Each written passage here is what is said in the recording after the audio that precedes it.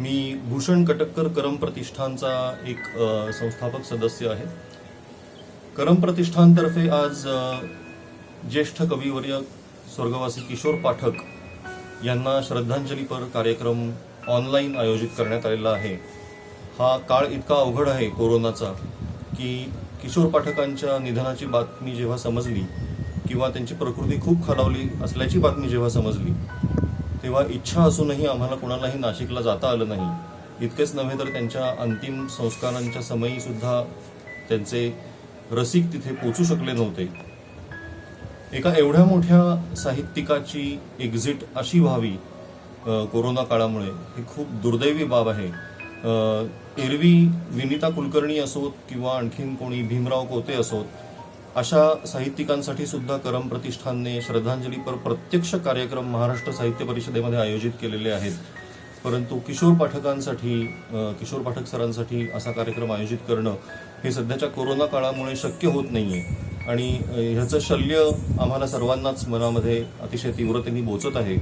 परंतु काही ना काहीतरी आपल्याकडनं श्रद्धांजलीपर एक सुमन अर्पण केलं जावं या उद्देशाने हा ऑनलाईन कार्यक्रम आम्ही आयोजित केलेला आहे. याच्यामध्ये किशोर पाठकांच्या खूप जुन्या मैत्रीण आणि म्हणजे साहित्य विश्वातील मैत्रीण आणि स्नेही स्वाती सामक, ज्येष्ठ कवयित्री स्वाती सामक या त्यांचं अनुभव कथन करतील, स्मृती कथन करतील.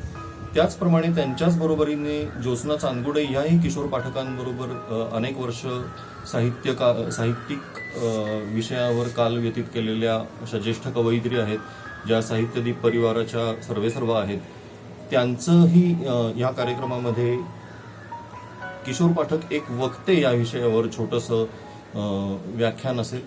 त्यानंतर करम प्रतिष्ठानच्या उपाध्यक्षा सुप्रिया जाधव हे किशोर पाठकांचं साहित्य क्षेत्राला योगदान काय झालं या विषयावर आपली मतं मांडतील. मी पण एक संधी घेतलेली आहे. किशोर पाठक हे जरी माझ्या गुरुस्थानी असले, जवळजवळ माझ्या वडिलांइतकं नाही तरी मधलं त्यांचं वय होतं, पण अतिशय मोठे होते माझ्या दृष्टीने ते. परंतु तरीसुद्धा त्यांनी माझ्याशी एक वेगळीच मैत्री ठेवलेली होती. तर किशोर पाठक एक वयनिरपेक्ष मैत्री असं एक छोटंसं वक्तव्य मी करीन त्या विषयावर. अभिनेत्री स्पृहा जोशी ही खास या कार्यक्रमासाठी आपला अमूल्य वेळ देत आहे. अभिनेत्री स्पृहा जोशी किशोर पाठकांच्या कविता सादर करेल. त्याचप्रमाणे करम प्रतिष्ठानच्या एक संस्थापक सदस्य आणि प्रशासक वर्षा कुलकर्णी याही किशोर पाठकांच्या 1-2 कविता सादर करतील. आणि सर्वात महत्त्वाचं म्हणजे किशोर पाठक सरांचे चिरंजीव प्रथमेश पाठक हेही या कार्यक्रमामध्ये आपल्या वडिलांच्या 1-2 कविता सादर करतील. आणि त्यानंतर मी परत समारोपासाठी आपल्या समोर येईनच.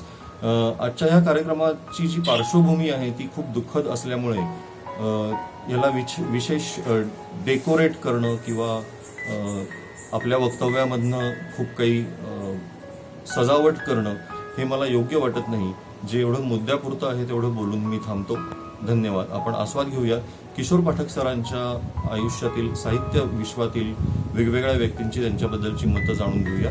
धन्यवाद.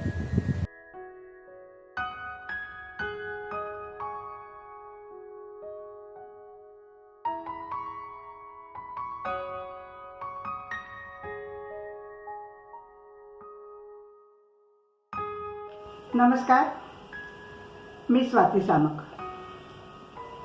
खरं तर गेल्या 1.5 महिन्यात क्वारंटाईन पिरियडमध्ये मी अनेक वेळेला ह्या न त्या निमित्तानं ऑनलाईन आलेली आहे. पण आज ऑनलाईन येताना मला अजिबात आनंद होत नाही आहे. तुम्ही विचाराल का? आजच्या कार्यक्रमाचं नाव आहे एक होते किशोर पाठक. या होते क्रियापदामुळे सतत मनामध्ये भावना येती है, बड़े करीब से कोई उठ गया है, बड़े करीब से कोई उठ गया है ही भावना मनात येण्याचं कारण किशोर पाठक. किशोर पाठक गेल्या 40 वर्षापासून असलेला माझा एक जिवलग कविमित्र. मैत्री व्हायला अनेक कारणं. आम्ही दोघंही जण एकाच जिल्ह्यातले. तो खुद्द नाशकातला, मी मालेगावची. दोघांचंही कविता प्रेम आणि दोघांचंही आराध्य दैवत कुसुमाग्रज. त्याच्यामुळे या 40 वर्षात आमच्या अनेक गाठीभेटी झाल्या. अनेकदा व्यासपीठावर आम्ही एकत्र आलो. आज त्याला श्रद्धांजली अर्पण करायला म्हणून केवळ 3 आठवणी मला निवडून काढायच्या आहेत. मोठं कठीण काम आहे ते, प्रयत्न करते. पहिली आठवण मला आठवतीये, अमरावतीच्या गझल साहित्य संमेलनाच्या वेळीची गोष्ट आहे. वैराळकरांनी मला आणि स्नेहसुधाला इथून बोलवलं होतं. पुण्याहून आम्ही दोघे गेलो होतो. आमच्या शेजारच्याच खोलीमध्ये किशोर होता. मैत्री होतीच अगोदर, त्याच्यामुळे ते 2 दिवस आम्ही सतत बरोबर होतो. जेवणं, खाणं, कार्यक्रम ऐकणं, त्याचबरोबर अंबाबाईला जाणं, कुठं आणखीन बाहेर जाणं, आणि सगळ्यात महत्त्वाचं म्हणजे भरपूर गप्पा आणि एकमेकांच्या भरपूर कविता ऐकणं. या 2 दिवसाच्या काळातच केव्हा तरी त्यानं मला नाशिकचा माझा भाचा हेमंत जोशी आणि तो, या दोघांची हल्ली खूप मैत्री आहे नाटकामुळे, असं सांगितलं. आणि आमच्या मैत्रीचं रूपांतर नाटक झालं. हा अमरावतीचाच परिणाम म्हणता येईल.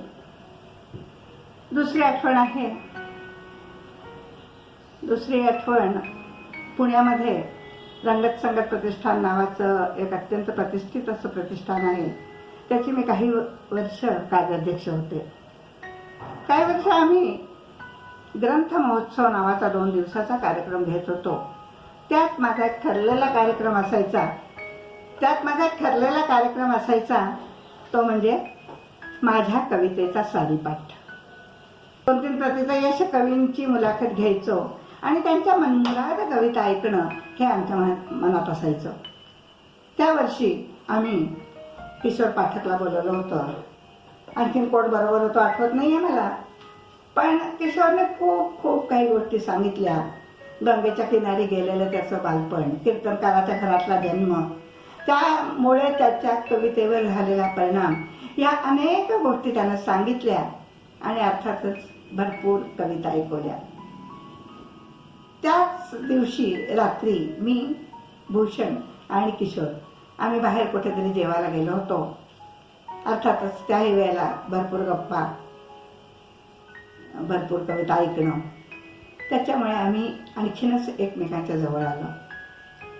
तिसरी आठवण आहे ती माझ्या दृष्टीने मला खूप महत्त्वाची वाटते. नाशिकच्या गंगेच्या किनाऱ्यावर वसंत व्याख्यानमाला नावाची अत्यंत प्रतिष्ठित अशी व्याख्यानमाला दर मे महिन्यामध्ये घेतली जाते. आमच्या चांदणगाथा नावाचा कार्यक्रम त्या ठिकाणी जयप्रकाश जातेगावकरांनी आयोजित केला होता. मी, ज्योत्स्ना आणि प्रभा. ज्योत्स्नाला काही कारणामुळे येता आलं नाही, म्हणून मालेगावच्या शोभा बडवे हिला बरोबर घेऊन आम्ही तो कार्यक्रम केला. किशोर अर्थातच आला होता. ज्या गोराराम मंदिराच्या परिसरात त्याचं बालपण गेलं, त्याच गोराराम मंदिराच्या पायऱ्यांवर बसून त्याने आमचा कार्यक्रम ऐकला. नुसताच ऐकला नाही, खूप एन्जॉय केला. नंतर भेटायला आल्यावर तो म्हणाला, अगं उतरलीस कुठे, बंगल्यावर का? मी म्हटलं नाही, इंदिरानगरमध्ये. अगं मग मी खूप जवळ राहतो, ये. दुसऱ्या दिवशी सकाळी मी आणि प्रभा त्याच्याकडे गेलो. माझ्या आठवणीप्रमाणे वहिनी आजारी होत्या त्यावेळेला बऱ्याच. तरीही त्यानं यथोचित पाहुणचार केला. अर्थात नेहमीप्रमाणे एकमेकांच्या कविता ऐकणं हा तर आमचा मैत्रीचा मुख्य धागा होता. कविता ऐकवल्या. मला आठवतं त्यावेळेला त्यांनी विविध स्त्रिया ज्या कोणत्या ना कोणत्या नात्यानं त्याच्या आयुष्यात आल्या होत्या, त्या स्त्रियांवर त्यांनी एक काव्य मालिका तयार केली होती. प्रत्येक नात्याचा आदर बाळगत इतक्या निर्मलपणाने, इतक्या निकोपपणानं त्याने त्या कविता लिहिल्या होत्या. मला त्या कविता अतिशय आवडतात, अजूनही खूप आवडतात. त्याच वेळेला त्यानं स्त्रियांच्या संदर्भातलीच एक चारोळी मला ऐकवली. ती चारोळी मला खूप आवडते. अनेक सूत्रसंचालन करताना मी ती चारोळी म्हटलेली आहे, पण याच्यात सुद्धा एक गंमत आहे. या चारोळी म्हणते मी, पण पहिल्या 2 ओळीच माझ्या पाठ असतात. नंतर जेव्हा जेव्हा मला त्या हव्या असायच्या तेव्हा तेव्हा मी किशोरला फोन करायचे आणि किशोरकडनं त्या ओळी ऐकायचे. आत्तासुद्धा पहिल्या 2 ओळीच पाठ होत्या, नंतर मी प्रथमेशला फोन करून त्या मागून घेतल्या. त्या 4 ओळी म्हणणं ही आत्ता मला वाटतं किशोरला एक यथोचित अशी श्रद्धांजली ठरेल. मित्राची पत्नी कधीच सुंदर नसते. ऐका, मित्राची पत्नी कधीच सुंदर नसते, ती धीर भावच्या मधून चालत असते. मित्राची पत्नी कधीच सुंदर नसते, ती धीर भावच्या मधून चालत असते. अन मित्र भांडतो, निघून जातो दूर, अन मित्र भांडतो निघून जातो दूर. ती कान पकडून आई होऊन हसते, मित्राची पत्नी कधीच सुंदर नसते. 2 महिने झाले आज किशोरला जाऊन. त्याच्या संदर्भात म्हणताना एकच म्हणेन, बड़े गौर से सुन रहा था जमाना आपको, बड़े गौर से सुन रहा था जमाना आपको, आप ही सो गए दास्तां सुनाते सुनाते, आप ही सो गए दास्तां सुनाते सुनाते. नमस्कार. करम प्रतिष्ठान आयोजित एक होते किशोर पाठक या उपक्रमात मी ज्योत्स्ना चांदुडे, किशोर पाठक एक वक्ता या विषयावर काही विचार मांडणार आहे. किशोर पाठकांची माझी ओळख होतीच, परंतु जास्त परिचय जो झाला तो नाशिकला कुसुमाग्रज प्रतिष्ठानच्या वतीने जो एक सप्ताहभर कार्यक्रम असतो, त्यातल्या महिला दिनानिमित्त होणाऱ्या कार्यक्रमात त्यांनी मला आणि स्वाती सामक यांना बोलावलं होतं. स्वाती सामक आजारी असल्यामुळे येऊ शकल्या नाहीत, मात्र मी गेले आणि त्या ठिकाणी त्यांचं भाषण ऐकण्याची मला पहिल्यांदा संधी मिळाली. अर्थात त्या ठिकाणी ते आयोजक होते आणि आयोजक असल्यामुळे कुसुमाग्रज प्रतिष्ठानची माहिती त्यांनी सांगितली आणि मग 7 दिवस कोणते कार्यक्रम होतात त्याची माहिती सांगितली. ते त्यांनी इतक्या रसाळपणे आणि इतक्या सुंदर रीतीने सांगितलं, परिणामकारकरित्या सांगितलं की माझ्या तो कार्यक्रम कायमचा लक्षात राहिला. त्यातला एक कार्यक्रम तर मला चांगला आठवतोय की ज्यामध्ये नाशिकमधल्या सर्व शिक्षकांना एक दिवस बोलवलं जातं, प्राध्यापकांना बोलवलं जातं आणि तिथे कविता कशी शिकवायची, विद्यार्थ्यांना कसं सांगायचं हे समजावून सांगितलं जातं, किंबहुना त्यांना कविता शिकवली जाते शिक्षकांना, आणि स्वतः किशोर पाठक हे 2 कविता शिकवून दाखवायचे. हे सांगताना सुद्धा ते अतिशय भावूक झाले होते. यातून त्यांच्या मनामध्ये कुसुमाग्रजांबद्दल असलेले भावनिकता, प्रेम, जिव्हाळा हे दिसत होतं. म्हणजे त्यांच्यामध्ये हा एक भावनिकपणाचा गुण मला दिसून आला किंवा कृतज्ञतेचा एक गुण मला त्यावेळेला दिसून आला. अर्थात पाठांतर तर त्यांचं होतंच, अगदी सहजपणे ते त्या ठिकाणी भाषण करत होते. त्यानंतर निवारा सभागृहामध्ये करमतर्फे जो एक परिसंवाद झाला होता, त्यात मी, प्रभा सोनवणे, किशोर पाठक आणि प्रथमेश होता. प्रथमेश पाठकांनी त्यावेळेला सूत्रसंचालन केलं होतं आणि आपले विचारही मांडले होते. त्यावेळेला कविता आजकालची या विषयावरती बोलायचं होतं आणि आम्ही सगळ्यांनी त्यावरती विचार व्यक्त केल्यावर किशोरजींनी सगळ्यांचे सर्व सामान्यीकरण करून आपले विचार त्या ठिकाणी व्यक्त केले होते आणि तेही सगळ्यांना पटतील, समजतील, रुजतील अशाच पद्धतीने.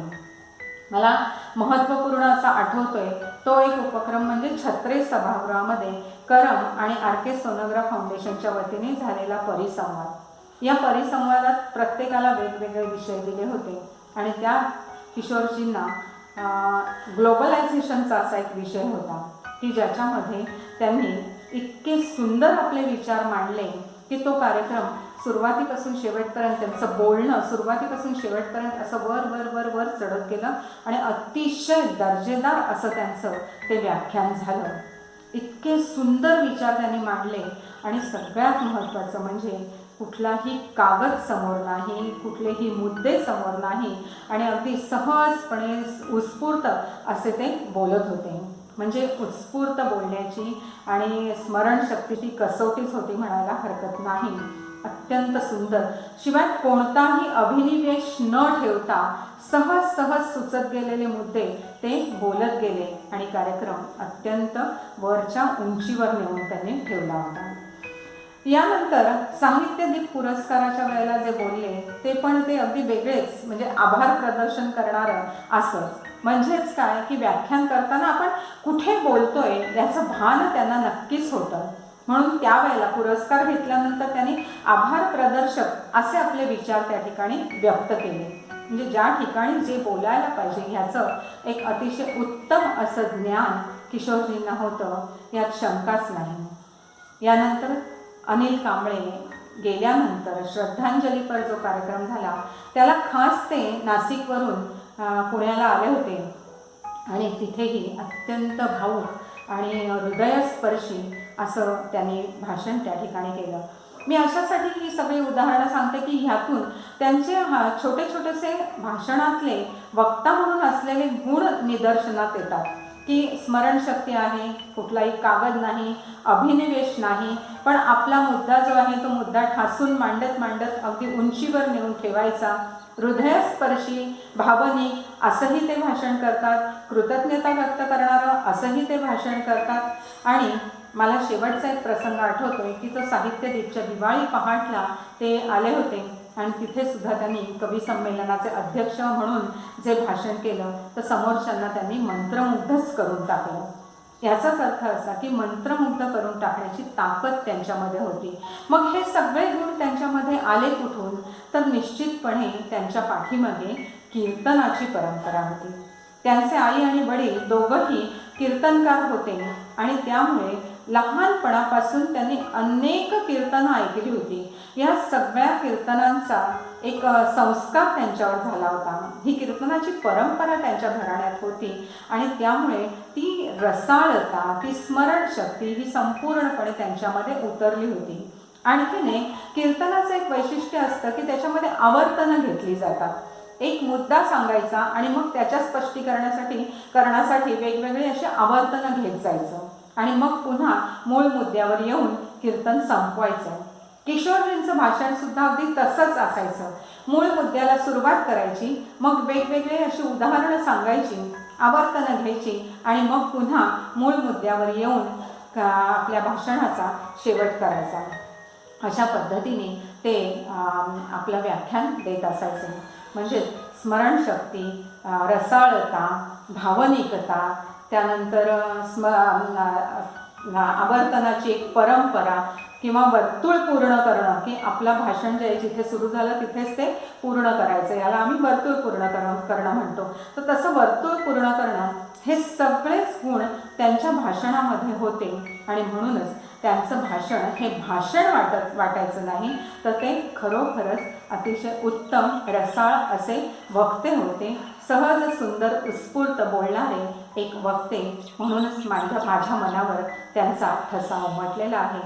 त्यांना मी विनम्र आदरांजली वाहते आणि करमनी मला ही संधी दिली त्याबद्दल करम संचालकांचे मी मनापासून आभार मानते आणि थांबते. धन्यवाद.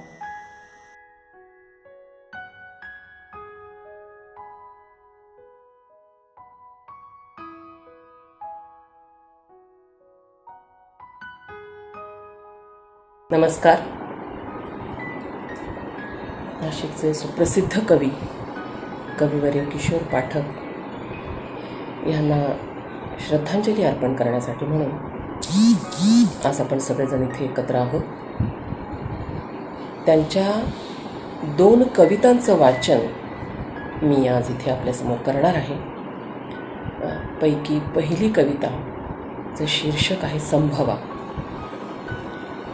आणि ही अष्टाक्षरी स्वरूपामधली कविता आहे. पत्नी गबाळी गबाळी, पत्नी गबाळी गबाळी, कुंकू भाबडे सांभाळी. पत्नी गबाळी गबाळी, कुंकू भाबडे सांभाळी. भार्या फितूर आतुर, भारी भाषण चतुर. भार्या फितूर आतुर, भारी भाषण चतुर. जाया नाती गोती धुते, सासरीचे ओढी जाते. जाया नाती गोती धुते, सासरीचे ओढी जाते, बाईल हो जहांबाज, तिचा हटवादी साज. एक अशी अवदसा, खुंटी लाग टांगे वसा. एक अशी अवदसा, खुंटी लाग टांगे वसा. महिलांचा लोंढा मोठा, महिलांचा लोंढा मोठा, अन्यायाला मारी सोटा. स्त्रीचा जन्म करुणाई, स्त्रीचा जन्म करुणाई, सोसण्याचे गाणे गाई. स्त्रीचा जन्म करुणाई, सोसण्याचे गाणे गाई. विधवेच्या भाळावर, विधवेच्या भाळावर, मेल्या मढ्याची मोहर. जशी होत जाते नारी, जशी होत जाते नारी, तिचा शब्द होतो भारी. तिचे नाव ना एकटे, तिचे नाव ना एकटे, नाते सदैव चिकटे. झाली दुर्गा भवानीही, शौर्य जन्मभर राही. आणि कुमारिकांसाठी उंबऱ्याची आडकाठी, आणि कुमारिकांसाठी उंबऱ्याची आडकाठी. किती भांडली तंडली, जग कांडपी कांडली. किती भांडली तंडली, जग कांडपी कांडली. पुन्हा धुन सुन उभी, पुन्हा धुन सुन उभी, नवी नववधू सभी. आणि या अष्टाक्षरीमधलं शेवटचं कडवं आहे. फक्त होते जवा आई, फक्त होते जवा आई, जग मूल मूल होई. फक्त होते जवा आई, जग मूल मूल होई. रोज जन्म घेते नवा, रोज जन्म घेते नवा, युगा युगांची संभवा. रोज जन्म घेते नवा, युगा युगांची संभवा. स्त्री जन्मावरचं सगळं सार ह्या संपूर्ण कवितेमध्ये आलेलं आहे. पुढची जी कविता आहे ती भूपती वैभव या वृत्तामधली आहे. ती आता वाचून दाखवते. कवितेचे दिसणे म्हणजे आपण नसणे. कवितेचे दिसणे म्हणजे आपण नसणे. गर्भात उमलते मूल मनाशी हसणे. पान्हावून येते कूस जगन्मातेची, पान्हावून येते कूस जगन्मातेची. रे कविता म्हणजे कुशीत जाऊन बसणे. किती सुंदर ओळी आहे. रे कविता म्हणजे कुशीत जाऊन बसणे.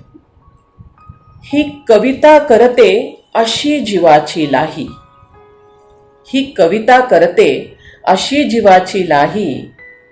कुरतडतो कागद लिहितो काही बाही, कुरतडतो कागद लिहितो काही बाही. जलधारांमध्ये सचैल भिजता भिजता, जलधारांमध्ये सचैल भिजता भिजता. का वणवा, का वणवा आतील अजून पेटत राही. का वणवा आतील अजून पेटत राही. कवितेचा होतो जाळ पेटते पाणी, कवितेचा होतो जाळ पेटते पाणी. ही कविता होते थंड गोठती गाणी. कवितेचा जेव्हा ओठ जरा थरथरतो, कवितेचा जेव्हा ओठ जरा थरथरतो. ओळींवर हिरव्या बागडते फुलराणी, ओळींवर हिरव्या बागडते फुलराणी. कवितेचा होतो स्पर्श लहरते काया, कवितेचा होतो स्पर्श लहरते काया. एकटेपणा लागतो असा बोलाया, एकटेपणा लागतो असा बोलाया. रे फिरतो वणवण होत जगाशी परके. उबदार असे शब्दांची सोबत माया. रे वणवण फिरतो होत जगाशी परके. उबदार असे शब्दांची सोबत माया. आणि शेवटचं कडवं आहे. काळीज कसे कवितेचे ओले असते, काळीज कसे कवितेचे ओले असते. कोरडी कातडी बघून केव्हा रुसते. कोरडी कातडी बघून केव्हा रुसते. एकांत समुद्री बुडते ज्याची भाषा. स्वप्नात तयाशी कविता बोलत बसते.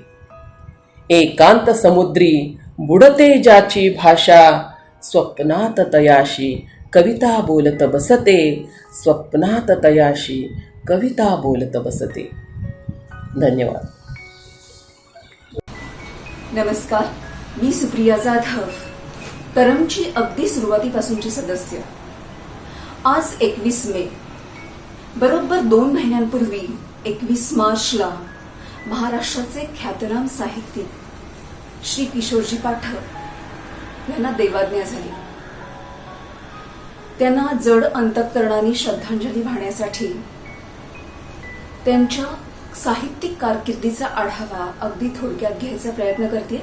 मला पूर्णतः कल्पना आहे की एवढ्या थोड्या वेळात त्यांच्या साहित्याबद्दल बोलणं म्हणजे समुद्रातनं एक उंजळभर पाणी बाहेर काढणं असंच होईल ते. आई वडील दोघेही कीर्तनकार असलेल्या घराण्यात जन्मलेले किशोर पाठक कळत्या वयापासून वडिलांसोबत दौऱ्यावर जात असत.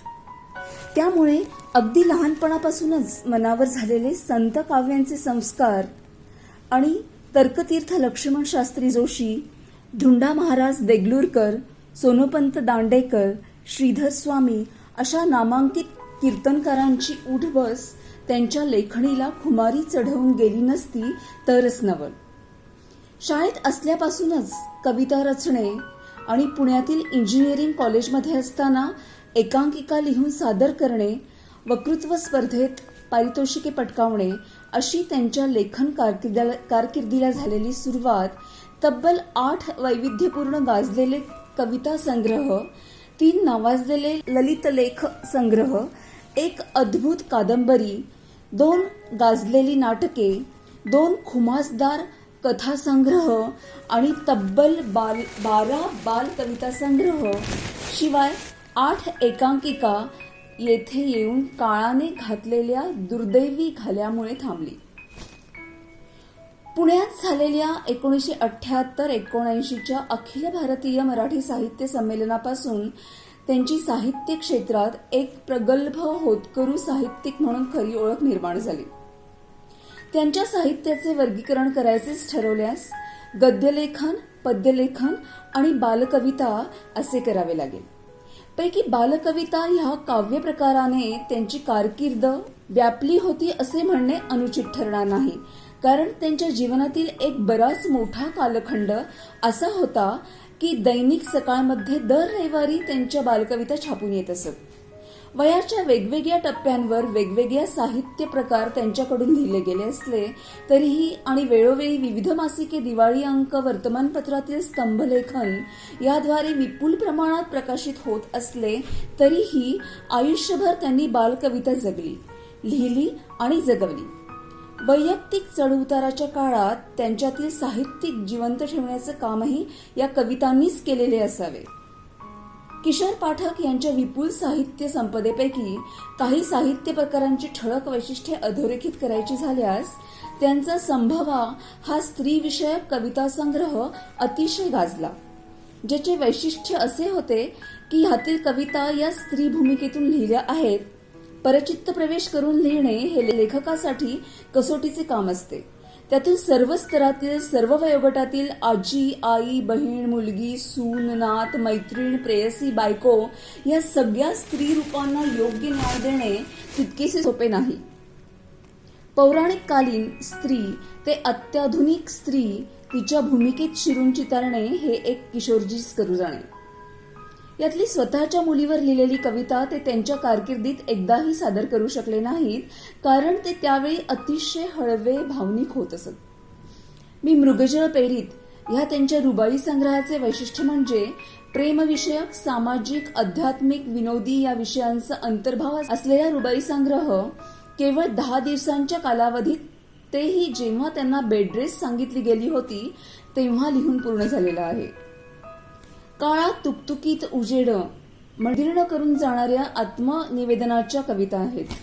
बेचकीत जन्मतो जीव सामाजिक कविता तर आहेतच, शिवाय या कविता अंतरंग ढवळून टाकणाऱ्या आहेत, कारण त्यांच्या आयुष्याच्या अतिशय खडतर कालावधीत म्हणजेच बायको व मुलगी यांना झालेल्या गंभीर आजारपणात त्या लिहिल्या गेल्या आहेत. शुभ्र कोवळे आभाळ गाणे ह्या कविता आजोबा आणि नात यांच्या नातेसंबंधांवर बेतलेल्या आहेत, मात्र त्या बालकविता किंवा नातीसाठी लिहिलेल्या कविता नाहीत.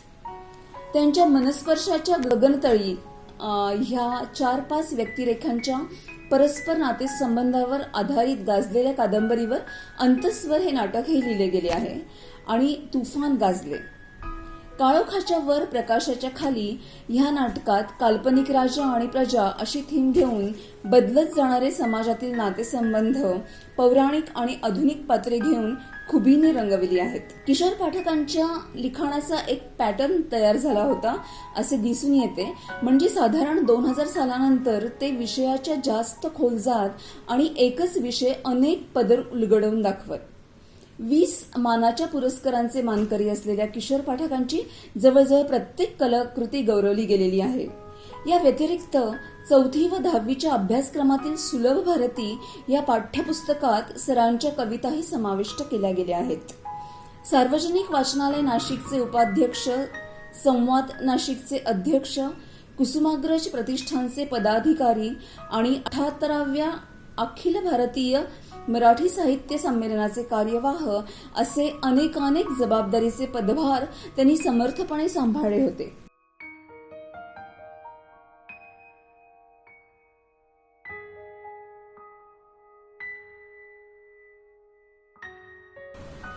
सरते शेवटी जाता जाता एक हृदय आठवण आपल्या सगळ्यांसोबत शेअर करावीशी वाटते.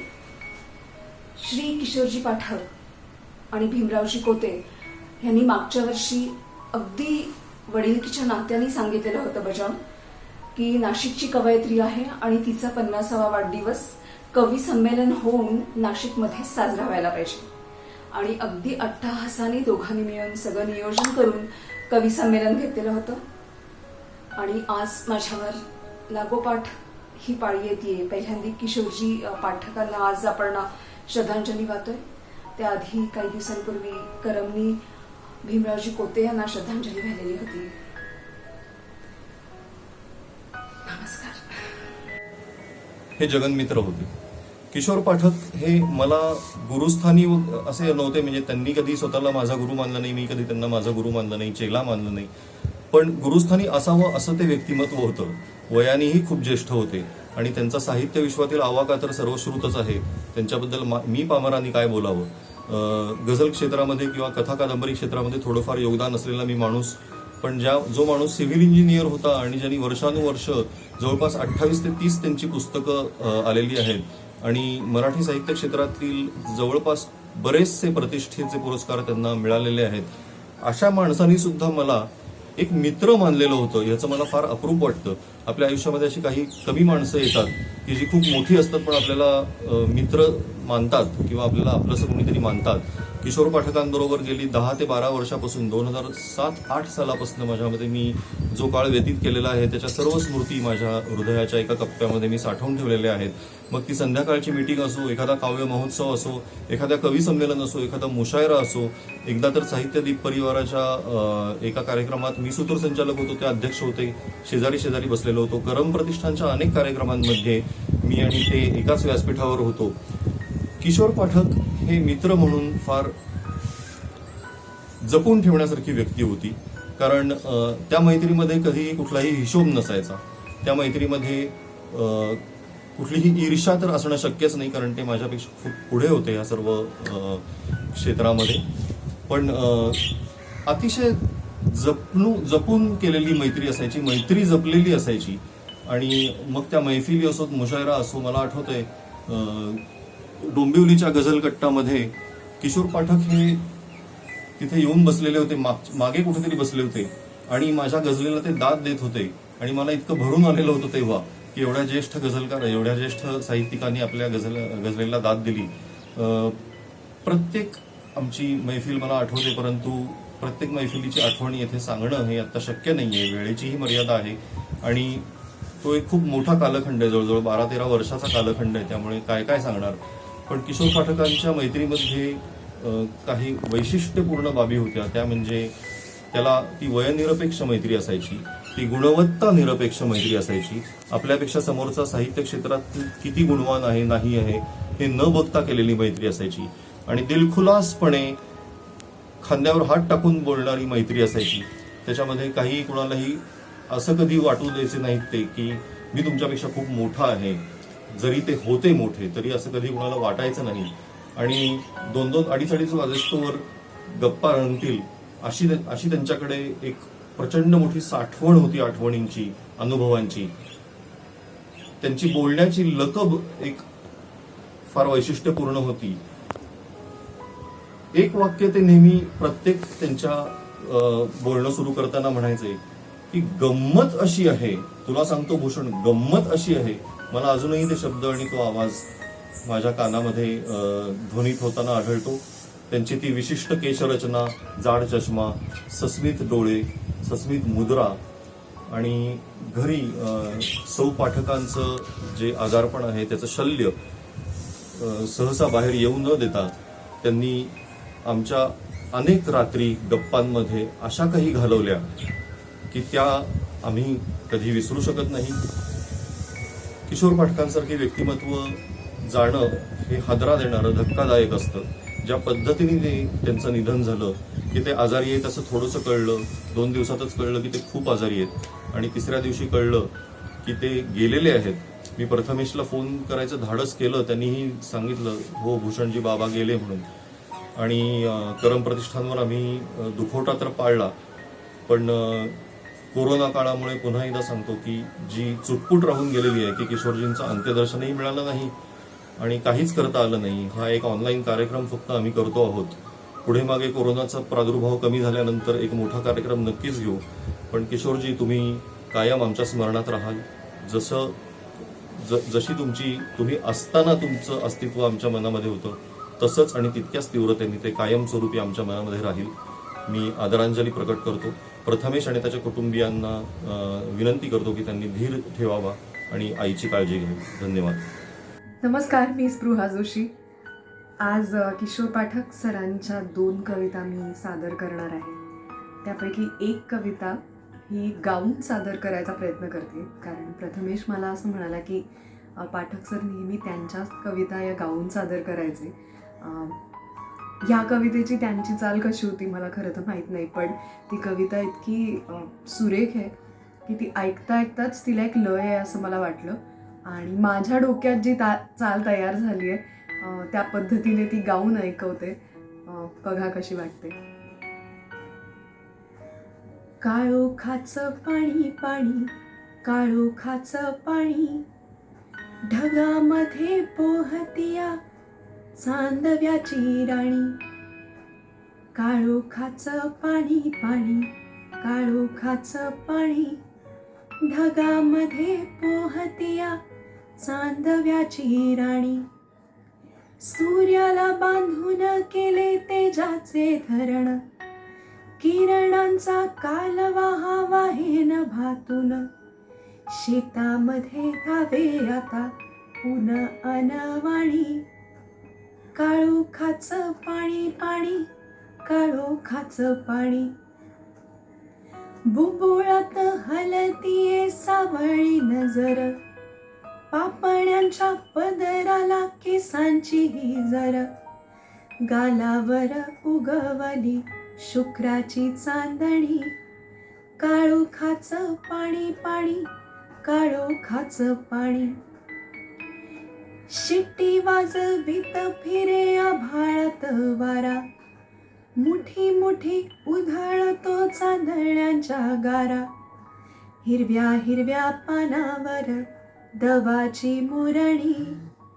काळोखाचं पाणी पाणी, काळोखाचं पाणी. काळोख केशर झाले क्षितेज पिवळे. भुऱ्या भुऱ्या भुईवर सुगंधाचे तळे.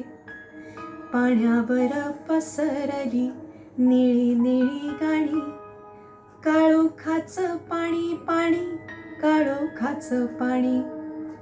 काळोखाचं पाणी पाणी, काळोखाचं पाणी.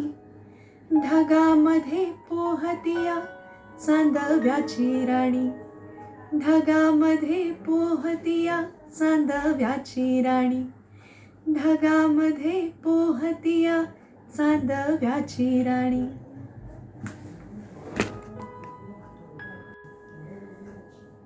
पाठक सरांची जी दुसरी कविता मी ऐकवणार आहे ती संभवा या त्यांच्या काव्यसंग्रहामधली कविता आहे. मी खूप फॉर्च्युनेट आहे की पाठक सरांची ऑटोग्राफ असलेलं पुस्तक माझ्याकडे आहे. त्यांनी मला ते पाठवलं होतं आणि काय योगायोग असतो, तेव्हाही ती कविता मला खूप भावली होती जेव्हा मी संभवा वाचलं.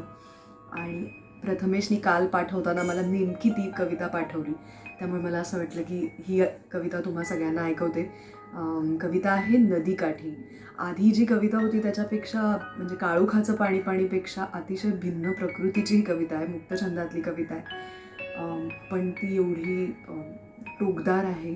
त्यामुळे मला असं वाटलं की ही कविता त्यातल्या विचारांच्या भिन्नतेमुळे आणि मांडणीच्या भिन्नतेमुळे सुद्धा तुमच्यासाठी ऐकवावी. नदीकाठी. नदीकाठी ती कापडं धुत होती, नदीकाठी ती कापडं धुत होती, पाणी खेळून खेळून ओली गच्च झाली होती. ते सगळे डोळे जाळून पाहत होते. नदीकाठी ती कापडं धुत होती, पाणी खेळून खेळून ओली गच्च झाली होती. ते सगळे डोळे जाळून पाहत होते.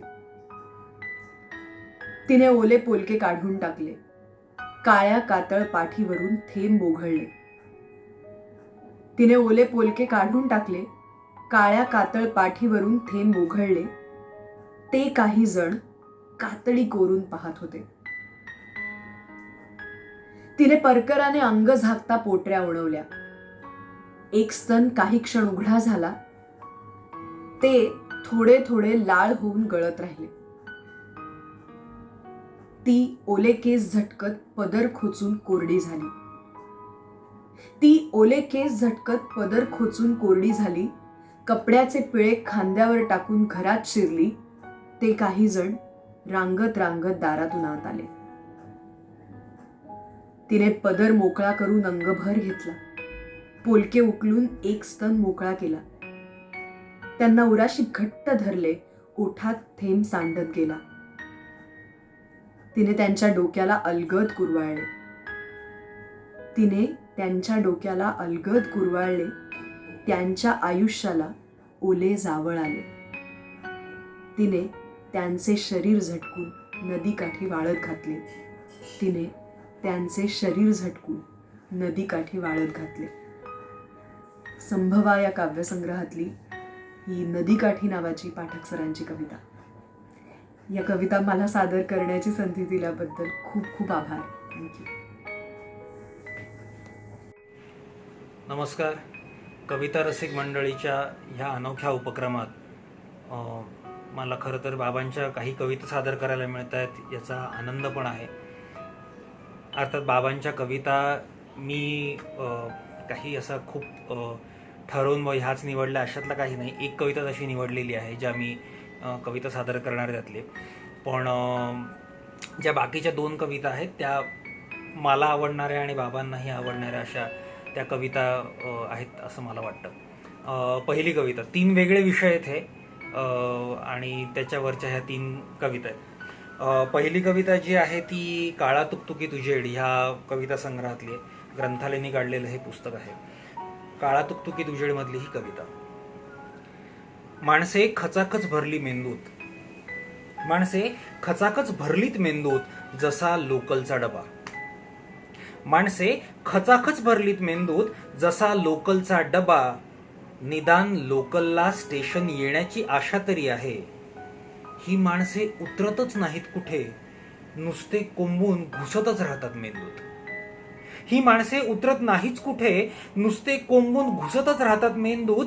कुठलेच स्टेशन नसतानाही ही माणसे चढतात कुठून, कुठलेही स्टेशन नसताना ही माणसे चढतात कुठून. साधारणतः ह्याच जवळपास साधारण भावना असलेली एक वेगळी कविता. शीर्षक आहे चिल्लर.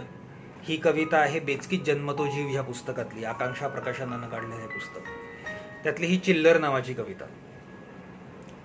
पानगळीवर लिहिली कविता, शिशिर म्हणाला जमली नाही. पानगळीवर लिहिली कविता, शिशिर म्हणाला जमली नाही. अजून माझी थोडी पाने गळावयाची बाकी आहे. थरथरू देना शब्द पुरेसा, कोमे जुन दे अक्षर अक्षर. थरथरू देना शब्द पुरेसा, कोमे जुन दे अक्षर अक्षर. उगा अंथरू नकोस शाली, खुळ्या उभेच्या नव्या खुबीने. शिडकाव्यावर छप्पर धरले तरी गारठा मनात घुसतो. शिडकाव्यावर छप्पर धरले तरी गारठा मनात घुसतो. अक्षर पिवळे पडले तरीही आशय हिरवा ठणकत असतो. वेलांटीची टोपी काढून कर शब्दांचे कान मोकळे. वेलांटीची टोपी काढून कर शब्दांचे कान मोकळे. ऐकव त्यांना ओळी मधल्या कोऱ्या जागांची गाऱ्हाणी. जागवनी शब्दांची मात्रा, कर कवितांचा श्वास सुगंधी. जागवनी शब्दांची मात्रा, कर कवितांचा श्वास सुगंधी. नव्या युगाच्या तळव्यावरती दरवळते कवितेचे पाऊल. कवितेच्या बंडलात कोऱ्या मी अर्थाचा हिशोब केला. कवितेच्या बंडलात कोऱ्या मी अर्थाचा हिशोब केला. वर खर्चाला खिशात आहे ह्या शब्दांची चिल्लर थोडी. वर खर्चाला खिशात आहे या शब्दांची चिल्लर थोडी. पानगळीवर कविता लिहिली, शिशिर म्हणाला जमली नाही. आणि खरं तर बाबांच्या अजूनही काही कविता आहेत, म्हणजे ज्या मला स्वतःला खूप आवडतात. छोट्या छोट्या कविता आहेत. उदाहरणार्थ त्यांची खूप सुंदर अशी 4 ओळींची कविता आहे, ती अशी की जगणं थोडं राहील तेव्हा स्वतःसाठी जगू नका. जगणं थोडं राहील तेव्हा स्वतःसाठी जगू नका. शब्द सुचला नाहीच तर दुसऱ्याकडे मागू नका. ज्याच्या काळजात ओल असेल त्याला कोणी संत म्हणेल. ज्याच्या काळजात ओल असेल त्याला कोणी संत म्हणेल. देवदूत त्याच्यासाठी स्वर्ग सुद्धा खाली आणेल. देवदूत त्याच्यासाठी स्वर्ग सुद्धा खाली आणेल. बाबांच्या मला आवडणाऱ्या, सर्वात जास्त आवडणाऱ्या कविता म्हणजे त्यांच्या बालकविता आहेत. कारण मला आठवतं, म्हणजे ती प्राथमिक शाळेत असल्यापासून ते आत्तापर्यंत त्यांच्या सगळ्या बालकविता वाचल्या आहेत आणि मला त्या फार आवडतात. कारण बालकविता लिहिणं हे तितकंच अवघड आहे. पण मी बालकविता आत्ता सादर करणार नाही आहे. त्या बाबांची जी समग्र बालकविता गाणेक मुलांचे भाग 1 आणि गाणेक फुलांचे भाग 2 ह्या 2 अष्टगंध प्रकाशननी काढलेल्या पुस्तकांमध्ये तुम्हाला जवळपास त्यातल्या त्यांच्या सगळ्याच, म्हणजे रिंग रिंग रिंगणपासून ते टिंबाच्या कवितांपर्यंत सगळ्या कवितांचा एक हे मिळेल त्याच्यात. तर ते तुम्ही नक्की अवश्य वाचा. खूप सुंदर पुस्तक आहेत ती आणि त्या कविता पण खूप सुंदर आहेत. पण आत्ता जी मी कविता सादर करणार आहे ती कविता आहे ज्या कवितेनं नाशिकचा एक तरुण कवी किशोर पाठक ह्याला साहित्याच्या क्षेत्रावर नाव प्राप्त करून दिलं. आणि ते होतं म्हणजे 1979 सालचं जे अखिल भारतीय मराठी साहित्य संमेलन झालं, त्या संमेलनात बाबांनी त्यांची ही कविता सादर केली होती आणि त्याच्यावरनं बाबा प्रचंड गाजले. सगळ्यांनी प्रचंड त्याला दाद दिली होती. वन्स मोर मिळाला होता. व्यासपीठावरच्या सगळ्या ज्येष्ठ कवींनी, अगदी तात्या आजोबांपासून ते शंकर वैद्यांपासून, इंदिराबाईंपासून ते गदिमांपासून पु ल सगळे तिथे होते आणि त्यांनी प्रचंड दाद दिलेली ही कविता होती. त्या कवितेनं मी माझ्या व्हिडिओचा शेवट करणार आहे. कवितेचे शीर्षक आहे आपण कसे. आपण कसे असायचे असते, आपण कसे हसायचे असते. आपण कसे असायचे असते, आपण कसे हसायचे असते. पानावरल्या थेंबासारखे हळूच पुसून जायचे असते. क्षितिजावरले गाणे कधी डोळ्यात टिपून घ्यायचे असते. हातावरल्या रेषांनाही मनात मोजून घ्यायचे असते. नशीब नशीब म्हणता म्हणता कपाळ हळूच पाहायचे असते. आपण कधी कसे असतो हे मुळीच माहीत नसते. आपण कधी कसे असतो हे मुळीच माहीत नसते. आपण कधीच तसे नव्हतो असेच पुन्हा सांगायचे असते. चांदण्या सुद्धा कशा हसतात, ढग सुद्धा कसा रडतो. पानात कशी सळसळ येते, ओठात शब्द कसा अडतो. असे प्रश्न आले की आपलेच आपण हसायचे असते आणि कधी उत्तर दिसलेच तर डोळ्यांवरती रुसायचे असते. कधी कधी उदास होऊन एक गाणे गायचे असते. कधी कधी उदास होऊन एक गाणे गायचे असते, पापण्यांमध्ये पाणी आणून उगाच उगाच रडायचे असते, डोळ्यांनाही टिपताना हृदय पुसून घ्यायचे असते, आयुष्यातील एक पान हळूच गळून जायचे असते. कधी कधी जमलेच तर एक गीत लिहायचे असते. कधी कधी जमलेच तर एक गीत लिहायचे असते, कागदांवर शाईसारखे रक्त ओतीत जायचे असते. आपण असे ठरवायचे की खूप खूप जगायचे असते. वरून हाक आली की हळूच ओ द्यायची असते. हिशोबाची वही घेऊन घेणे वसूल करायचे असते. जगणं सारं संपलं की हळूच मिटून घ्यायचे असते. आपण कसे असायचे असते, आपण कसे हसायचे असते. पेतावरल्या फुलासारखे आपण आत हसायचे असते. चितेवरल्या राखेसारखे चिमूट होऊन जायचे असते. शेवटच्या पाण्यासाठी घटकाभर बसायचे असते. जाता जाता चितेवरती थोडेफार रुसायचे असते. जाता जाता चितेवरती थोडेफार रुसायचे असते. धन्यवाद. नमस्कार. आजच्या ऑनलाईन कार्यक्रमामध्ये आपण बघितलं की अभिनेत्री स्पृहा जोशीने एक व्हिडिओ पाठवलेला होता. तिने किशोर पाठकांची रचना सादर केल्या. मुख्य म्हणजे किशोर पाठकांचे चिरंजीव प्रथमेश पाठक यांनी त्यांच्या रचना सादर केल्या. मी जेव्हा प्रथमेशला विचारलं होतं की तू समारोपीय भाषण किंवा सूत्रसंचालन करशील का, तेव्हा तो म्हणला होता, भूषणजी माझी एकच हरकत किंवा आक्षेप आहे की जर हे करताना मला रडू कोसळलं तर कार्यक्रम व्यवस्थित होणार नाही. मी प्रथमेशच्या भावनांचा आदर केला आणि त्याच्याकडे फक्त त्याच्या बाबांच्या 2 कवितांचं अभिवाचन करण्याची जबाबदारी सोपवली. त्याचप्रमाणे करमच्या प्रशासिका वर्षा कुलकर्णी यांनी आज किशोर पाठकांच्या कविता सादर केल्या. ज्येष्ठ कवयित्री स्वाती सामक यांनी किशोर पाठकांचं स्मृतिकथन केलं आहे. ज्योत्स्नाताई चांगोडे ह्याही ज्येष्ठ कवयित्री आहेत. त्यांनी किशोर पाठक एक वक्ते या विषयावर आपले विचार मांडले. आणि करमच्या प्रशासिका आणि उपाध्यक्षा सुप्रिया जाधव यांनी किशोर पाठक यांचं साहित्य क्षेत्राला असलेलं योगदान या विषयावर आपलं मतप्रदर्शन केलेलं आहे. हा जो कार्यक्रम ऑनलाईन कार्यक्रम उभा राहिलेला आहे तो उभा राहण्यामध्ये मागे सुप्रिया जाधव यांचे चिरंजीव अक्षय जाधव यांचा खूप मोठा वाटा आहे. त्याचप्रमाणे मोलाचा आणि महत्वाचा वाटा करम प्रतिष्ठानचे एक अत्यंत प्रतिष्ठित गझलकार श्याम खामकर म्हणजे शांताराम खामकर यांचा आहे. त्यांनी नुसतीच ही ऑनलाईन पत्रिका बनवलेली नाही तर ते नेहमीच आम्हाला सहकार्य करतात. या कार्यक्रमामार्फत आम्ही आकाशात कुठल्या तरी अनंत ताऱ्यांमध्ये एक तारा बनून राहिलेल्या किशोर पाठक ह्या ज्येष्ठ कवींना, स्वर्गवासी कवींना श्रद्धांजली अर्पण करतो आहोत. डोळे भरून येत आहेत. परंतु ह्याच्यापेक्षा जास्त नक्कीच काहीतरी किशोर पाठकांच्या स्मृतीसाठी करम प्रतिष्ठानतर्फे केलं जाईल याचं मी पर्सनली आश्वासन देतो. आणि कोरोनाचा प्रादुर्भाव संपल्यानंतर आपण किशोर पाठकांच्या स्मृतीनिमित्त नक्कीच काहीतरी आणखीन भरीव करूयात. आणि त्याही वेळेला आपल्या सर्वांची उपस्थिती तिथे आम्हाला प्रार्थनीय असेल.